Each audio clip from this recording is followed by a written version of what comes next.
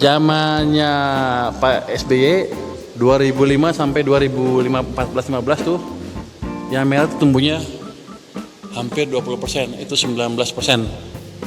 Nah itu rata-rata 19% yang ini ya, merah ini ya. Kelihatan 19% ya. Lihat pertumbuhan kreditnya, rata-rata 22%. Jadi walaupun SBY nggak bangun apa-apa, private sector kerja keras. Ini bisa dikontrol. Anda lihat. Kenapa saya tunjukin itu? Karena itu variabel yang bisa dikontrol oleh pelaku, siapalah regulator. Coba lihat 2015, tiba-tiba yang merah turun ke bawah saat sebelum krisis tuh, kanan sedikit. 19-20 sebelum krisis sudah negatif.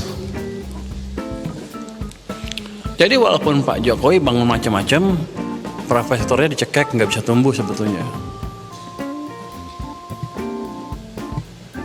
Waktu itu saya nggak tahu, karena saya di maritim. Gue pikir kerjaan gue mancing lah, ngapain lihat-lihat data itu. Kan maritim. Menteri Keuangan Purbaya Yudi Sadewa kembali menarik perhatian publik setelah memberikan pernyataan terbuka mengenai perbandingan kondisi ekonomi Indonesia di era Presiden Susilo Bambang Yudhoyono (SBY) dan Joko Widodo (Jokowi). Dalam acara Investor Daily Summit 2025 yang digelar pada Kamis tanggal 9 Oktober tahun 2025, Purbaya menilai bahwa secara keseluruhan, perekonomian Indonesia lebih sehat pada masa pemerintahan SBY dibandingkan dengan era Jokowi. Kedua presiden punya gaya masing-masing dalam mengelola negara. Tapi kalau dibandingkan, ekonomi Indonesia masih lebih baik ketika dipimpin Pak SBY, ujar Purbaya dalam sambutannya. Menurutnya, pada periode SBY tahun 2004 sampai tahun 2014, ekonomi Indonesia tumbuh mendekati 6%, dengan pertumbuhan uang beredar mencapai 17% dan kredit perbankan tumbuh hingga 22%. Ia menilai angka-angka tersebut menunjukkan dinamika ekonomi yang hidup, didorong oleh peran aktif sektor swasta serta investasi domestik yang kuat. Saat itu, ekonomi membaik dan rakyat hidup makmur. Meskipun infrastruktur belum banyak dibangun, kesejahteraan masyarakat tetap terasa, tambahnya. Sebaliknya, Purbaya menilai bahwa pada masa pemerintahan Jokowi tahun 2014 sampai tahun 2024, perekonomian terlalu bergantung pada belanja infrastruktur pemerintah. Pertumbuhan ekonomi rata-rata hanya mencapai sekitar 5%, dengan pertumbuhan uang beredar sekitar 7% dan kredit perbankan yang melambat. Ia mengakui bahwa kebijakan fiskal dan moneter yang terlalu ketat di era Jokowi menyebabkan sektor swasta cenderung lamban bergerak. Akibatnya, beberapa sektor ekonomi tidak tumbuh optimal. Mesin ekonomi di era Jokowi cenderung pincang karena peran swasta menurun.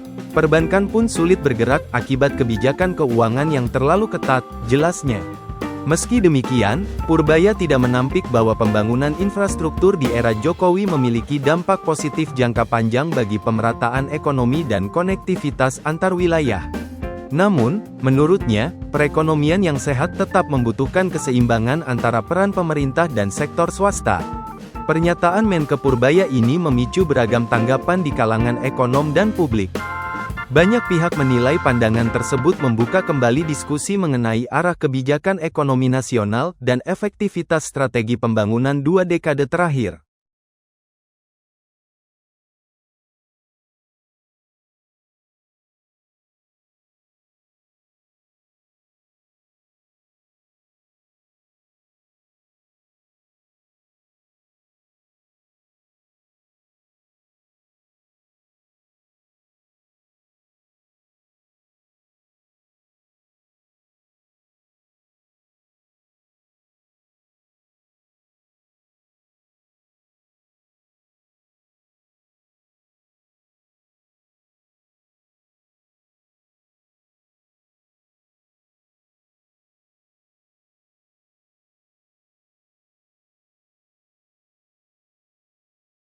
Download Tribun X sekarang, menghadirkan lokal menjadi Indonesia.